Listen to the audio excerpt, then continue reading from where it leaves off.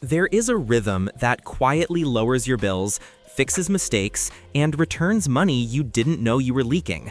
It does not require spreadsheets with 17 tabs or the personality of a gladiator. It requires a calendar, a short list of numbers, and the willingness to say the same calm sentences to people whose job is to keep you as a customer. I call it the money calls routine. Every quarter, in 2 focused sessions, you pick up the phone or open a chat and harvest discounts, credits, and corrections that most people leave for the companies to keep. It is not glamorous, but it is one of the highest hourly rates available to a normal person who is not selling a kidney or learning derivatives. The routine saves you because it turns money from background noise into a system that asserts your interests on schedule. The spine of the routine is a calendar date and a 2-hour block. On the first Saturday of the last month in each quarter, you make coffee, open your accounts, and run the same sequence. No mood is required. You are not in the mood to negotiate. You are simply executing a checklist the way a pilot runs through switches before takeoff. The second session lives midweek in the following week, a 1-hour catch-up for any items that needed callbacks or documentation. Everything else can wait for next quarter. Constraints keep you from turning savings into a lifestyle of hold music. The point is to reduce mental load, not to trade it for a new hobby. Preparation is minimal and powerful. You create a single page before your first session and reuse it forever with small updates. On it, you write your current providers for phone, internet, streaming services, insurance, banking, credit cards, utilities, gym, cloud software, and any recurring subscription that charges at least once a quarter. Next to each, you write your customer number or account login, the current price you pay, the advertised new customer price on their site, and the best competitor price you can find in 2 minutes. You add one more line that most people forget: the last time you asked for a better rate. If you've never done it, today is your day 0. The page lives in your Notes app or in a simple document. It is not a thesis, it is a map. The tone you bring to these calls is the opposite of combat.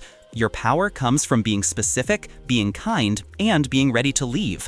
Companies design systems for average customers who don't check, don't ask, and accept auto increases because life is loud. When you arrive with numbers, politeness, and the option to move, you become interesting. The person on the other end is not your enemy. They are a gatekeeper with levers they can pull, most of which they are happy to pull for someone who is not yelling. The sentence that unlocks most doors is shockingly simple. I like the service, but my bill has crept up, and I see you are offering new customers a better rate. What can you do to keep me at something closer to that? Then you stop talking. Silence is part of the script. You resist the urge to justify. You let the agent work. They have buttons labeled retention, loyalty, promotional, and credit. You let them press the buttons. Telecom is the first harvest. Phone and internet providers build their profits on the assumption that people forget. Your task is to remember. You check your plan line by line. Are you paying for unlimited you don't use, insurance you don't need, speed you can't tell, a second line that became a silent fee, a modem rental whose cost equals the price of buying your own in 6 months? You ask for a current promotion. If the first agent says no, you escalate gently to retention by saying you're considering switching because a competitor is offering X for Y. You do not threaten, you state a fact. Retention departments exist to keep you. They have codes the main line does not. You ask to remove add-ons you never intended to buy. You ask for autopay and paperless billing discounts without giving up control of your payment method. You ask for a date change so your bill aligns with payday. Changes like these are invisible savings that reduce overdraft fees and late payment mistakes that sneak back to bite you later. Credit cards are the next quiet goldmine. You review your statements for the last 3 months for fees, credits you were promised, and duplicate charges. If you see a late fee from a one-day slip, you ask, politely, for a courtesy waiver, especially if your record is clean. If your APR is high and your credit profile has improved, you ask for an interest rate reduction. If you pay in full each month, you ask for a higher credit limit to lower utilization, which can lift your credit score over time at 0 cost. If you carry a balance, you avoid new lines and you do not solve a fire with gasoline. Instead, you ask if there are hardship or promotional plans to lower your rate while you attack principal. If your card has a high annual fee, you ask for a retention offer when the fee posts, statement credits, bonus points, or a downgrade to a no-fee version if the perks no longer pay. The manner stays the same. I like the card, but the numbers aren't working for me at this fee. What options do I have to keep this relationship? The word relationship matters because it reminds the bank that you are not a number on an island. You are a cross-sell opportunity they may prefer not to lose. Insurance is the place where loyalty often costs you money. You ask your auto and home insurer for a re-quote as if you were a new customer. You adjust deductibles to a level your emergency fund can swallow. You inquire about bundling discounts, telematics programs that track driving for premium reductions, and life changes that affect risk. Garage parking instead of street, reduced commute miles, security devices installed, smoke alarms, neighborhood shifts. You collect a competitor quote and read it back to your current provider without drama. You do not switch for pennies if the claims reputation of your company is excellent and the competitor's is a tire fire. You do switch for double-digit percentage improvements when coverage is comparable. You keep a one-page summary of your coverage so you do not accidentally save $12 and discover your liability limits fell to a level that would ruin you in the single scenario you buy insurance for. The routine makes you shop deliberately, not desperately. Utilities and energy providers often allow supplier choice or tier changes that you never hear about because the flyer went to recycling with the pizza ads. You log in and check whether your plan is variable when fixed would be cheaper in your usage bands, or whether off-peak options and smart thermostats would earn credits that stack. You ask for budget billing if your cash flow hates winter spikes. You ask about energy efficiency rebates for appliances and insulation that can turn next quarter's money calls into a celebration of lower base usage. You are not pretending to be an engineer. You are asking the person with the database to search records and apply the programs they were trained to apply to anyone who asks. Healthcare and prescriptions are a separate stack of calls that save future you stress and cash. You verify your preferred doctors and meds are still in network. You ask your pharmacy whether a 90-day supply is cheaper through mail order. You ask for generic alternatives where safe and for prior authorization renewals before you're standing at a counter in a bad mood. If you faced a surprise bill, you call the billing department and ask them to check coding, to apply cash discounts, or to offer interest-free payment plans that do not report as debt. You are not negotiating healthcare philosophically. You are correcting the portion of the bill that got inflated by process, and you are smoothing the cash flow of what remains so your other bills stay paid. Subscriptions multiply in silence. You open the app stores and your email for the last quarter. You look for the small charges that do not feel like money until they gang up. You cancel the overlapping features, password manager included with your card, cloud storage included with your phone plan, streaming bundles you forgot you had. You pause seasonal services and set end dates for trials. You keep a single note where you write the renewal month, price, and decision for each subscription, so next quarter you are not asking, "Do we use this?" You are executing last quarter's decision with a single tap. When you call to cancel a stubborn subscription with a human, you practice the clean sentence that closes doors. "Please cancel this today. I do not wish to downgrade, pause, or receive offers." If the agent persists, you repeat the sentence. If they persist again, you ask for a supervisor. This is not drama, it is boundary maintenance. Bank accounts and fees are another tiny harvest. You check for monthly maintenance charges you can waive by adjusting your behavior, minimum balances you can meet by moving a small buffer, direct deposit requirements you can satisfy by splitting a portion of your paycheck. You ask whether a basic, no-fee account exists that is not advertised. You ask to reverse an out-of-network ATM fee out of courtesy if it was a single accident. You ask about high-yield savings rates and whether your bank's own online arm pays more for the same euro. Banks are famous for inertia and for not calling you to lower their bite. You are correcting the default. Landlords and property managers are not always part of a quarterly routine, but if your lease comes up in a predictable month, your preemptive call is worth its weight in groceries. 60 to 90 days before renewal, you write a short letter with comparable rents, your on-time payment record, and your simple request to renew at a modest increase or to extend the current rate for another term in exchange for renewing early. You do not write a thesis, you present data and reliability. If they say no, you decide with a clear head whether the market supports staying or whether moving is the rational move. The call is not just about price, it is about terms, repair commitments in writing, paint refresh, minor upgrades like weatherproofing that reduce your utility bills.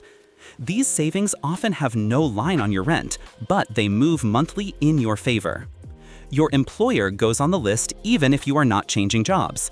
In the quarterly routine, you check your benefits portal for improvements you missed, contribution matches you are not fully capturing, and voluntary benefits you do not need that you accidentally left on. You schedule one human conversation a quarter that tends your earning power, asking your manager for clarity on the next raise criteria, volunteering for the project that puts your work in front of decision makers, or booking the training that improves your value. Money calls are not only to vendors, they are the calls that bend your income up as quietly and reliably as you bend your expenses down. None of these calls require a special gene.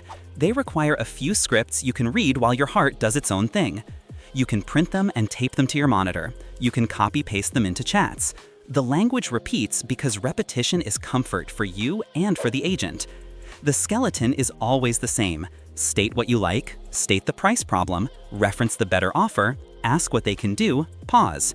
If asked, you confirm your identity calmly. If stalled, you escalate politely. If refused, you thank them and decide whether to move providers. That last part is key. Moving once makes future calls easier because you know you can. Companies can smell a bluff. They can also smell a customer who did their homework and isn't bluffing. Record keeping turns savings into a story your brain believes. After each call, you jot 3 lines: date, person, outcome. If you got a credit, you write the amount and the promised posting date, and you set a reminder for that date to verify. If you received a promotional rate that sunsets in 12 months, you write the renewal month in your notes so next year you arrive before the trap springs. If nothing changed, you write no change, so next quarter you do not burn time repeating futile conversations. The log becomes proof that your routine works and a map of where to focus next time. The small lift of writing replaces the large anxiety of feeling like money is a rumor you cannot control. There are seasons of life when the routine matters even more. When cash is tight, the calls are oxygen. When cash is abundant, the calls are optional, but the habit protects you from lifestyle drift because it keeps you in relationship with numbers. During a job change, you align dates so your bills do not hit in the gap between paychecks. During travel seasons, you call cards to enable international use and to request fee waivers on foreign transactions if your card offers them. During a move, you demand pro-rated final bills, and you take photos of meter readings because you have learned that bureaucracy makes arithmetic mistakes when apartments change hands. The routine is not a ritual you perform for the gods of frugality. It is a set of behaviors that makes chaotic months survivable and calm months compounding. Psychology is half the battle. Hold music tempts you to hang up. Agents with scripts that push you toward upgrades tempt you to freeze. You reduce decision fatigue by deciding in advance what you want. For each provider, you go into the call with a sentence that ends in a number or a clear change. I want to move from 85 euros to something closer to your advertised 55 euro. I want to remove insurance and phone protection today. I want to reverse this late fee once as a courtesy. I want to downgrade to the basic plan until next quarter. If the offer is close, you accept with grace. If it is far, you walk. The decision has already been made by the paper in front of you, not by the mood of the third person you spoke with on a Tuesday. You will encounter the myth that your time is too valuable for these calls.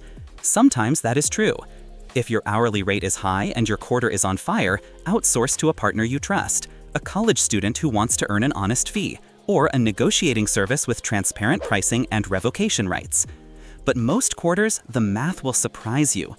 2 hours that save 25 euro on internet, 15 euro on mobile, 12 euro on streaming, 18 euro on insurance, 30 euro in reversed fees, and 10 euro on energy equals 110 euro in a single session. Multiply by 4 quarters and you quietly create 440 to 1,000 euro a year without downloading a new personality. Add 1 win per year, a mortgage rate drop, a rent negotiation, an annual fee retention offer, and you move into 4 figures. The routine pays even if a quarter yields nothing because the act of checking catches problems before they metastasize. The final piece is mercy. You will miss a quarter. You will take a call personally. You will forget to verify a credit and discover 3 months later that it never posted. You will say yes to an upgrade that looks good and feels wrong. You will learn. The routine is forgiving because it repeats. It gives you another chance in 90 days to do it better, to be the person who checks, who asks, who follows up, who does not accept the default quietly. The goal is not to catch every euro. It is to become the kind of household where money leaks are found before they flood the kitchen. Imagine the end of your next quarter. You open your notes, you see dates and small victories. Your bills are lower by amounts that do not impress a billionaire, but absolutely matter to your week. Your calendar reminds you before promotions expire. Your providers have a record that you are not asleep. You feel an ordinary kind of pride that does not need an audience. That is the reward on offer. Not a dramatic debt-free scream, not a viral hack, just a life where the phone you already carry is a lever you pull on schedule to keep more of what you earn. The money calls routine is boring. Boring is what builds. Boring is what stays. Boring, in the right places, is wealth. On your next scheduled day, put the kettle on. Open the list, make the first call. Say the sentence, wait quietly. Let the levers move. Smile when the agent says, "I can do that for you," and type the number. Then go on with your weekend, which is now a little cheaper, a little calmer, and a little more yours.